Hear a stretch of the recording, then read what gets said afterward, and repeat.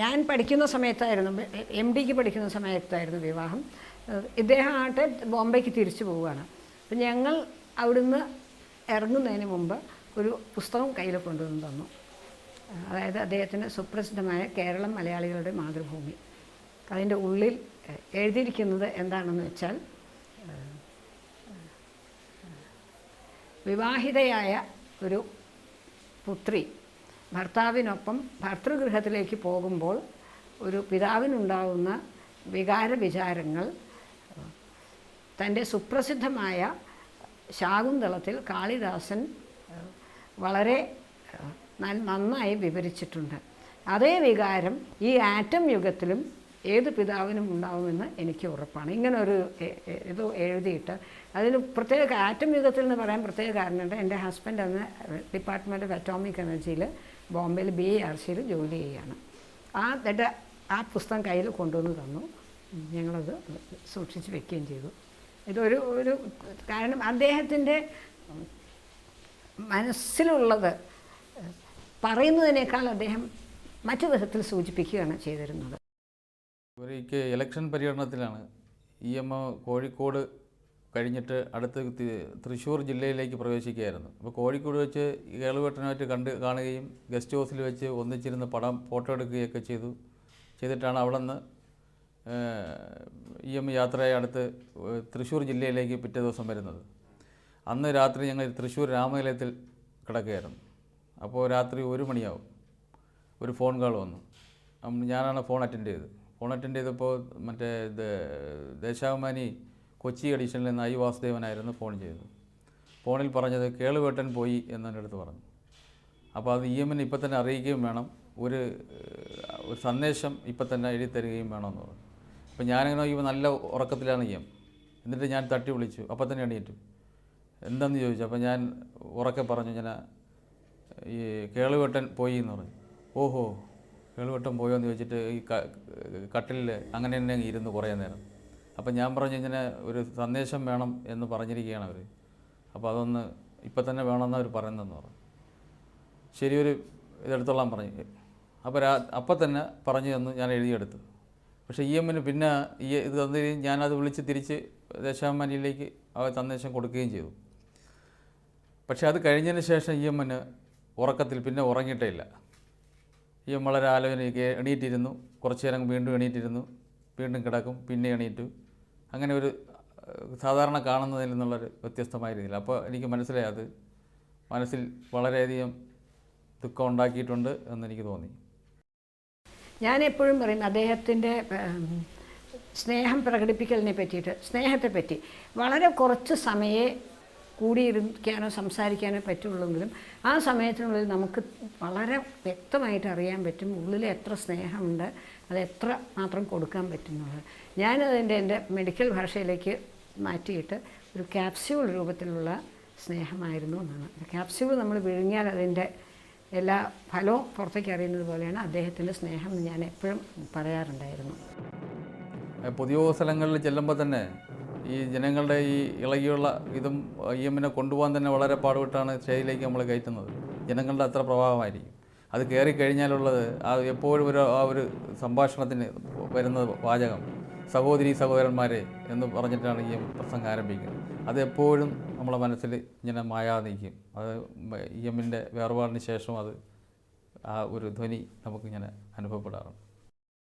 മക്കൾ അങ്ങനെ ആവണമെന്ന് ഒന്നും പറഞ്ഞിട്ടില്ല. എന്നാൽ മക്കളാവുന്നതിനോട് വിരോധം കാണിച്ചിട്ടില്ല. യാഥാർത്ഥത്തിൽ രാഷ്ട്രീയത്തിലേക്ക് വന്നത് എൻ്റെ അനുജനായിരുന്നു, EM ശ്രീധരൻ. 3 കൊല്ലം മുമ്പ് മരിച്ച EM ശ്രീധരനായിരുന്നു. ഈ ശ്രീധരനാവട്ടെ ശരിക്കും ഒരു ചാർട്ടേഡ് അക്കൗണ്ടൻ്റ് ആയിരുന്നു. ഒരു ചാർട്ടേഡ് അക്കൗണ്ടൻറ്റ് ഫേമിൽ ജോലി ചെയ്യുന്ന സമയത്ത് പെട്ടെന്നൊരു ദിവസം അച്ഛനൊരു കത്തെഴുതി, എനിക്ക് ഈ ജോലി തീരെ ഇഷ്ടപ്പെടുന്നില്ല, ഞാൻ രാഷ്ട്രീയത്തിലേക്ക് വരികയാണെന്ന്. അപ്പോൾ അതിന് നല്ലപോലെ ആലോചിച്ച് ചെയ്യേണ്ട കാര്യമാണ്. ആലോചിച്ചോ എന്ന് ചോദിച്ചു. ഞാൻ കുറേ മാസങ്ങളായിട്ട് ഞാൻ ആലോചിച്ചു കൊണ്ടിരിക്കുകയാണ്. എന്നാൽ ശരി വന്നോളാൻ പറഞ്ഞു. അന്ന് മദ്രാസിലാണ് പ്രാക്ടീസ് ചെയ്തുകൊണ്ടിരുന്നത്. കേരളത്തിൽ വന്ന് ഇവിടെ ഫുൾ ടൈം രാഷ്ട്രീയമായിട്ട് ജോലി തുടങ്ങി. പാർട്ടി പോളിറ്റ് ബ്യൂറോ യോഗത്തിനായിട്ട് ഡൽഹിക്ക് പോകാൻ ആദ്യമായി ഞാൻ വിമാനത്തിൽ കയറുകയാണ്. വിമാനത്തിൽ കയറി അപ്പോൾ അത് വിമാനത്തിൽ പോകുന്നതെന്ന് പറഞ്ഞപ്പോൾ തന്നെ എനിക്കൊരു വല്ലാത്തൊരു പരിഭ്രമമൊക്കെ ഉണ്ടായി. ആദ്യമായിട്ട് വിമാനത്തിൽ കയറുന്നതാണ് ഇഎമ്മിൻ്റെ കൂടെ. എങ്ങനെയാണെന്നുള്ള ഒരു ഇതും ഇല്ലാതിരിക്കുകയായിരുന്നു. അപ്പോൾ പ്ലെയിനിൽ കയറി സീറ്റിലിരുന്നു. എൻ്റെ ഞാൻ സൈഡിലും എൻ്റെ വശത്തായിട്ടിരുന്നിട്ട് ഈ എയർ ഹോസ്റ്റസ് ഓരോ ഇതൊക്കെ കാണിക്കുന്നുണ്ട്. അപ്പോൾ ഈ ബെൽറ്റ് അങ്ങ് പിടിച്ചങ്ങ് ഇട്ടു. പക്ഷേ അതിനൊരു ഇടുന്ന ബെൽറ്റ് ഒരു പ്രത്യേക രീതിയിലാണ്. സാധാരണ ഇടും പോലത്തെ ഒരു ഇതല്ല, അതിനൊരു ക്ലിക്കൊക്കെ വരുന്നത്. അപ്പോൾ ഇട്ടിട്ട് ഞാനത് ഇടാൻ പ്രയാസപ്പെടുന്നത് കാണുന്നുണ്ട്. എന്നിട്ട് ഇട്ട ബെൽറ്റ് ഒന്നുകൂടെ ഊരിയിട്ട് എന്നെ തട്ടി വിളിച്ചിട്ട് പറഞ്ഞ് ഇങ്ങനെ ഇട്ട് കാണിച്ചു. ഇതേപോലെ ഇട്ടോളാൻ പറഞ്ഞിട്ട് എന്നെ തട്ടി കാണിച്ച് പിന്നീട് ഞാനത് ബെൽറ്റ് ഞാനിട്ടത്. അതിൽ എന്നെ കാണിച്ചു തരികയും അത് ഇടുകയും ചെയ്തെന്ന് പറഞ്ഞ് ഞാൻ ഇട്ടപ്പോൾ എനിക്കുണ്ടായ ഒരു അനുഭവം ഒരു വല്ലാത്തൊരു ഇതായിരുന്നു. ഒരു പ്രത്യേകത എന്താണെന്ന് വെച്ചാൽ സമയനിഷ്ഠ എന്ന് പറഞ്ഞാൽ 5 മണി എന്ന് പറഞ്ഞാൽ ഇത് ഞങ്ങൾ നേരിട്ട് അനുഭവിച്ചിട്ടുള്ളത്. കാരണം ബോംബെയിലും ഹൈദരാബാദിലും ഒക്കെ ഉള്ളപ്പോൾ എവിടെയെങ്കിലും ഒരു മീറ്റിങ്ങിന് പോകണമെന്ന് വെച്ചാൽ 5 മണിക്കുള്ള മീറ്റിംഗ് ആണെങ്കിൽ പോകാനുള്ള സമയം കണക്കാക്കി ഒരു 10 മിനിറ്റ് മുമ്പ് റെഡി ആയിരിക്കും. അപ്പോൾ അതിൻ്റെ അതേ സ്പീഡിൽ ഞങ്ങളും റെഡി ആയിട്ട് ആ സമയത്ത് മീറ്റിങ്ങിന് എത്തിക്കുക എന്നുള്ളത് ഞങ്ങളുടെ ചുമതലയായിരുന്നു. അതുപോലെ സമയനിഷ്ഠ ബാക്കി എല്ലാ കാര്യങ്ങളിലും ഉണ്ടായിരുന്നു. ദിനചര്യ എന്ന് പറഞ്ഞാൽ കൃത്യമായി 5 മണിക്ക് എഴുന്നേൽക്കുക, എഴുന്നേറ്റ് വ്യായാമം, ചായ, പിന്നെ ഇത്ര മണിക്കൂർ പത്രം വായിക്കൽ, കുളി, അത് കഴിഞ്ഞിട്ട് ഡിക്റ്റേഷൻ എടുക്കാൻ അതാത് സ്ഥലങ്ങളിലുള്ള ആൾ വരുമ്പോൾ ഇത്ര സമയം ഡിക്റ്റേഷൻ, അത് കഴിഞ്ഞിട്ട് ഓഫീസിൽ പോയി എന്താണെന്ന് വെച്ചാൽ ചെയ്യുക. അതുപോലെ ഉച്ചയ്ക്ക് കൃത്യം അരമണിക്കൂർ കിടക്കും. ആ അരമണിക്കൂറിൽ ഒരു 20 മിനിറ്റ് നന്നായിട്ട് ഉറങ്ങും. അത് ആ സമയത്ത് എന്ത് ചെയ്താലും ഉണർത്താൻ പറ്റില്ല. അത് ഒരു വളരെ കൃത്യമായിട്ടുള്ളൊരു സ്വഭാവമായിരുന്നു. രാത്രിയാണെങ്കിൽ പ്രത്യേകിച്ച് മീറ്റിങ്ങോ അങ്ങനെ ഒന്നുമില്ലെങ്കിൽ 10 മണിക്ക് കിടക്കും. അപ്പോൾ ഈ സമയനിഷ്ഠയും ഈ കൃത്യനിഷ്ഠയും, അതുപോലെ ഓഫീസ് കാര്യങ്ങളാണെങ്കിൽ വരുന്ന കത്തിനൊക്കെ അതാത് ദിവസം മറുപടി അയയ്ക്കുക. പിന്നെ വായന എന്ന് പറഞ്ഞാൽ മേശപ്പുറത്ത് നോക്കിയ പലതരം പുസ്തകങ്ങളുണ്ടായിരിക്കും. പാർട്ടി പുസ്തകങ്ങൾ, നോവൽ, അതല്ലാതെ നോവലും മറ്റു സാഹിത്യകൃതികളും, ഇതല്ലാതെ സീരിയസ് ആയിട്ട് എന്തെങ്കിലും പുസ്തകം വായിക്കാൻ കിട്ടുകയാണെങ്കിൽ അതും, പിന്നെ ആഴ്ചപ്പതിപ്പുകൾ, വായിക്കാൻ പറ്റുന്ന ആഴ്ചപ്പതിപ്പുകൾ എന്നുവെച്ചാൽ എല്ലാ ആഴ്ചപ്പതിപ്പും വായിക്കില്ല, വായിക്കാൻ എന്തെങ്കിലും കാതലായിട്ടുള്ള എന്തെങ്കിലുമുള്ള ആഴ്ചപ്പതിപ്പുകൾ, ഇതിനൊക്കെ സമയം വെച്ചിരിക്കുകയാണ്. കരഞ്ഞതായിട്ട് അറിഞ്ഞത് അമ്മയിൽ നിന്നും ഈ കുശല പ്രശ്നങ്ങൾ സംസാരിച്ചുകൊണ്ടിരിക്കുന്ന കൂട്ടത്തിൽ ഒരിക്കൽ ഇപ്പം മൂത്ത മകൻ അനിയേട്ടൻ്റെ ആദ്യത്തെ കുട്ടി, അത് ഒരു 1-2 വയസ്സ് കഴിഞ്ഞതിന് ശേഷമാണ് ഡൽഹിയിൽ ഉള്ള സമയത്ത് അസുഖം വന്ന് മരിക്കുന്നത്. അപ്പോൾ അത് കാണാൻ വേണ്ടി വരുന്ന സമയത്ത് കുട്ടിയുടെ അതിൽ നോക്കിയിട്ട് കണ്ണിൽ നിന്ന് കണ്ണീരിങ്ങനെ ഏറ്റ് വീണതായിട്ടാണ് പറഞ്ഞു കേട്ടിട്ടുള്ളത്. ആ സംഭവം ഇങ്ങനെ പലതും പറഞ്ഞിട്ടുണ്ട്. കരഞ്ഞ ദിവസം ഇതാണ് എന്നൊക്കെ പറഞ്ഞിട്ടുണ്ട്. 1998 മാർച്ച് 19 ആ സംഭവബഹുലമായ ജീവിതം അവസാനിച്ചു. പക്ഷേ അത് അവസാനിച്ചു എന്നുള്ളത് ഞങ്ങൾക്ക് മാസങ്ങളോളം വർഷങ്ങളോളം വിശ്വസിക്കാൻ പറ്റാത്തൊരു സംഭവമായിരുന്നു. കാരണം അത്ര പെട്ടെന്നായിരുന്നല്ലോ മരണം. എൻ്റെ ഇളയ സഹോദരൻ്റെ കൂടെ അമ്പലത്തറ ഫ്ലാറ്റിൽ താമസിക്കുകയായിരുന്നു അദ്ദേഹം. അപ്പോൾ അച്ഛനും അമ്മയും കൂടി രാവിലെ എഴുന്നേറ്റപ്പോൾ കുറച്ച് ശ്വാസം മുട്ടലുണ്ടായിരുന്നു എന്ന് മറ്റേ സഹോദരൻ്റെ ഭാര്യ പറഞ്ഞു. പക്ഷെ ഞങ്ങളത് അറിഞ്ഞില്ല, കാരണം ഒന്നും കാര്യമായിട്ടൊന്നും ഇല്ല എന്നുള്ളൊരിതിൽ അവർ അറിയിച്ചുമില്ല. അപ്പോൾ ഡോക്ടറെ വിളിച്ച് ചോദിച്ചപ്പോൾ വന്ന് നോക്കിയിട്ട് മരുന്ന് കൊടുക്കാൻ പറഞ്ഞു. എന്നിട്ട് 2 തവണയായിട്ട് 2 ലേഖനം അന്ന് ഡിക്റ്റേറ്റ് ചെയ്തു. അപ്പോൾ AK സെൻറ്ററിൽ നിന്ന് വേണു വന്നിട്ട് ഒന്ന് കഴിഞ്ഞ് പിന്നെ നിർത്തിക്കൂടി, ശ്വാസം മുട്ടലുണ്ടല്ലോ പറഞ്ഞു. വേണ്ട വേണ്ട നിർത്തണ്ട, മറ്റതും കൂടി എഴുതാൻ പറഞ്ഞു. എഴുതണം, എഴുത്തിന് എഴുതിക്കൊള്ളുമെന്ന് പറഞ്ഞു. ഞാൻ എഴുത്ത് ആരംഭിച്ചു, പറഞ്ഞു തന്നു. പക്ഷേ ഒരു കുറച്ചുകൂടെ ഇടർച്ച അനുഭവപ്പെട്ടുകൊണ്ടിരിക്കുകയായിരുന്നു ആ സമയത്ത്. അപ്പോൾ സാധാരണ എഴുത്ത് കഴിഞ്ഞാൽ എഴുതി നോക്കിയിട്ട് തന്നെ കറക്റ്റ് ചെയ്യാറുണ്ട്. അപ്പോൾ കറക്റ്റ് ചെയ്തപ്പോൾ പറഞ്ഞു എനിക്ക് കൈ വിറയ്ക്കുന്നു എന്ന് പറഞ്ഞു. കറക്റ്റ് ചെയ്തുകൊണ്ടിരുന്നത്. എന്നിട്ടും അത് കറക്റ്റ് ചെയ്തു ആ ലേഖനം തിരിച്ചു തന്നു. ആ സമയത്താണ് ഞാൻ അപ്പോൾ ഡോക്ടറെ ഒന്ന് വിളിക്കണമെന്ന് പറഞ്ഞു. എൻ്റെ അടുത്ത് തന്നെ പറഞ്ഞു. ഞാൻ ഓഫീസിലേക്ക് ഫോൺ ചെയ്തു, ഡോക്ടറെ വിവരം അറിയിച്ചു. ഡോക്ടർ വന്നൊന്ന് ടെസ്റ്റ് ചെയ്ത് നോക്കിയപ്പോൾ സാധാരണയുള്ള ശ്വാസം മുട്ടലാണ്. അതിനൊരു ഗുളികയും കുറിച്ച് തന്നു. PMൻ്റെ മകൻ തന്നെ പോയി ഗുളിക വാങ്ങിച്ചുകൊണ്ട് വന്ന് കൊടുത്തു. അതെല്ലാം കഴിഞ്ഞതിന് ശേഷമാണ് ഞാൻ അവിടെ നിന്ന് ഓഫീസിൽ നിന്ന് പുറത്തിറങ്ങുന്നത്. ആ സമയത്ത് കാലിക്കറ്റ് യൂണിവേഴ്സിറ്റി ഉണ്ടായിരുന്ന ഉണ്ണിത്തിരി മാസ്റ്റർ അന്ന് കാണാൻ വേണ്ടി അവിടെ EMനെ കാണാൻ വേണ്ടി വരുന്നുണ്ടായിരുന്നു. അപ്പോൾ എനിക്ക് തോന്നുന്നു അവസാനമായി സംസാരിച്ചതും വേറെ ഉള്ള വെളിയിൽ നിന്നുള്ള വിസിറ്റേഴ്സ് എന്നുള്ളതിൽ സംസാരിച്ചത് NV ഉണ്ണിത്തിരി മാസ്റ്ററുടെ ആണെന്നാണ് എൻ്റെ ഓർമ്മ. അവസാനം വന്ന് ഉണ്ണിത്തിരി മാസ്റ്ററോട് സംസാരിക്കണം. അപ്പോൾ ഞങ്ങൾ കാറിൽ കയറി ഡോക്ടറുമായിട്ട് തിരിച്ച് പോവുകയും ചെയ്തത്. ഓഫീസിലേക്ക് വന്നു. ഓഫീസിൽ വന്ന് ഒരു ഏകദേശം 1 മണിക്കൂറായില്ല, EMൻ്റെ മകൻ ശശി ഫോൺ ചെയ്തു.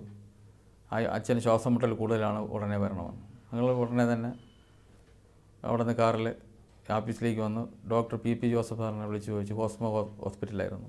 അപ്പോൾ പറഞ്ഞു എന്നാൽ കൊണ്ടുവരാൻ ഇന്ന് എത്രയും പെട്ടെന്ന് എത്തിക്കണമെന്ന് പറഞ്ഞു. ഞങ്ങൾ അവിടെ ചെന്ന് തന്നെ ഡ്രസ്സ് ചെയ്തു. ചെരുപ്പിട്ടില്ല എന്ന് മാത്രമേ ഉള്ളൂ, ബാക്കിയെല്ലാം റെഡിയാക്കി ഞങ്ങൾ ഒന്നിച്ച് തന്നെ ലിഫ്റ്റ് വഴി താഴെ ഇറങ്ങി കാറിൽ കയറ്റി കോസ്മോയിലേക്ക് കൊണ്ടുപോയി. അപ്പോൾ അവിടെ ഡോക്ടർമാരെല്ലാം റെഡിയായി നിൽക്കുകയായിരുന്നു. അതുവരെയും EMന് അങ്ങനെ ഇങ്ങനൊരു സംഭവം ഉണ്ടാവും എന്നുള്ളൊരു ധാരണ നമുക്ക് ഉണ്ടാവത്തക്ക രീതിയിലുള്ള ഒരു ബുദ്ധിമുട്ടും അനുഭവപ്പെട്ടില്ലായിരുന്നു. സാധാരണ ഇങ്ങനെ ശ്വാസം മുട്ടൽ വരാറുണ്ട്. അപ്പോൾ എല്ലാം ആശുപത്രി കൊണ്ടുപോകും, കാണിച്ച് തിരിച്ചു പോവുകയാണ് അപ്പോൾ അത്. അങ്ങനെ അപ്പോൾ പെട്ടെന്ന് തന്നെ ഡോക്ടർ എക്സ്റേ എടുക്കണമെന്ന് പറഞ്ഞ് എക്സ്റേ എടുത്തു. അപ്പോൾ അതിൽ ന്യൂമോണിയ ബാധിച്ചിട്ടുണ്ട് എന്ന് ഡോക്ടർ പറയും. പെട്ടെന്ന് തന്നെ അപ്പോൾ EMന് ഏകദേശം ഒരു സ്ഥിതി കുറച്ച് ശ്വാസം മുട്ടൽ കൂടി വരുന്നതായിട്ടും. അപ്പോൾ ഞങ്ങൾ കൂടെ ഉണ്ടായിരുന്നു. തിരിച്ച് ഞാൻ അന്ന് പിന്നെ ഓഫീസിൽ സെക്രട്ടേറിയറ്റ് മീറ്റിംഗ് നടക്കുകയാണ്. അതിൽ പങ്കെടുക്കാതെയാണ് EM ഇരുന്നത്. അപ്പോൾ തിരിച്ച് ഞാൻ ഓഫീസിലേക്ക് ഫോൺ ചെയ്തു. എല്ലാവരും എത്തിച്ചേർന്നു. നായനാർ സാഹ് മുഖ്യമന്ത്രിയായ നായനാർ സാഹ് എല്ലാം ഹോസ്പിറ്റലിലേക്ക് ഒരു 3 മണിയോട് കൂടിയാണ് 3-3:30 കൂടി രംഗം വഷളാവുകയും EM മരിക്കുകയും ചെയ്തു.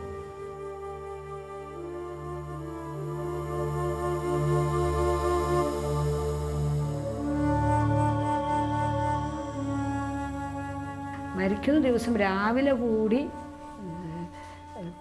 ചെയ്തുകൊണ്ടിരിക്കുന്ന പ്രവൃത്തി, അതായത് നമ്മുടെ ഇതിൽ പറയുകയാണെങ്കിൽ ധർമ്മം നിർവഹിച്ചും കൊണ്ട് മരിച്ചു എന്നുള്ളത് ഒരു സംതൃപ്തിക്ക് വക നൽകുന്നതാണ്. പിന്നെ ഞാനൊരു ഡോക്ടർ എന്നുള്ള നിലയ്ക്ക് എപ്പോഴും ആലോചിക്കും, പ്രായമാവുമ്പോൾ ഉണ്ടാവുന്ന പലർക്കും ഉണ്ടാവുന്ന മറവിയോ അല്ല ഓർമ്മയില്ലായോ സംസാരശേഷി നഷ്ടപ്പെടലോ കൈയും കാലും തളർന്നു കിടക്കലോ ഇതൊന്നും ഇല്ലാതെ ആരോഗ്യത്തോടുകൂടി ആശുപത്രിയിൽ പോയി പെട്ടെന്ന് അങ്ങോട്ട് മരിച്ചു എന്നുള്ളത് ഒരു ഭാഗ്യം തന്നെയാണ്. പക്ഷേ ഞങ്ങളെ സംബന്ധിച്ചിടത്തോളം, എല്ലാവരെയും സംബന്ധിച്ചിടത്തോളം ഇത്ര പെട്ടെന്നുണ്ടായ ഒരു മരണം, പ്രത്യേകിച്ച് അമ്മയ്ക്കും, ഞങ്ങൾ പിന്നെ ചുറ്റും ഉണ്ടായിരുന്നു, അമ്മയ്ക്ക് അത് താങ്ങാവുന്നതിലധികമായിരുന്നു. കാരണം ആ സമയത്ത് അമ്മ അവിടെ ഇല്ല, അമ്മ വീട്ടിലായിരുന്നു. അമ്മയെ കൊണ്ടുവന്നപ്പോഴേക്കും എല്ലാം കഴിഞ്ഞ് AK സെൻറ്ററിലേക്ക് കൊണ്ടുപോയി കഴിഞ്ഞിരിക്കുന്നു. അനിയേട്ടൻ താമസിച്ചാണ് വന്നത്. അനിയേട്ടൻ എന്നെ വന്നിട്ട് എന്നെ കെട്ടിപ്പിടിച്ചാണ് കരഞ്ഞത്. എന്നെ കെട്ടിപ്പിടിച്ച് കരഞ്ഞ രംഗം ഇന്ന് ഞാൻ വളരെ വേദനയോടുകൂടിയാണ് നോക്കുന്നത്. ആ ഒരു ആഘാതം, കാരണം ഇത്ര പെട്ടെന്നായതുകൊണ്ടുണ്ടായിരുന്ന ആ ഒരു ആഘാതം ഇതുവരെ വിട്ടുമാറിയിട്ടില്ല എന്ന് തന്നെ പറയാം. ശരിക്കും ഒരു അച്ഛനും മകനും എന്നുള്ള നിലയിലായിരുന്നു EMും ഞാനുമായിട്ട് ഇടപഴകിയിട്ടുള്ളത്. അപ്പോൾ ആ മരണത്തിൻ്റെ ആ സമയത്തുണ്ടായിരുന്ന വേദന പറഞ്ഞറിയിക്കാൻ വയ്യാത്തതായിരുന്നു. ഇത്രയും കാലം ഒരു ലോകാചാര്യനെ ശുശ്രൂഷിക്കാനും എന്ന് പറഞ്ഞാൽ ആ യാത്രയിൽ പരിചരിക്കാനും എല്ലാത്തിനും അവസരം കിട്ടിയ എൻ്റെ ജീവിതത്തിലൊരു മഹാഭാഗ്യമായി തന്നെയാണ് ഞാൻ കരുതുന്നത്. പക്ഷേ വേർപാട് ഏറ്റവും വലിയ വേദനാജനകമായിരുന്നു എനിക്ക് അനുഭവപ്പെട്ടത്.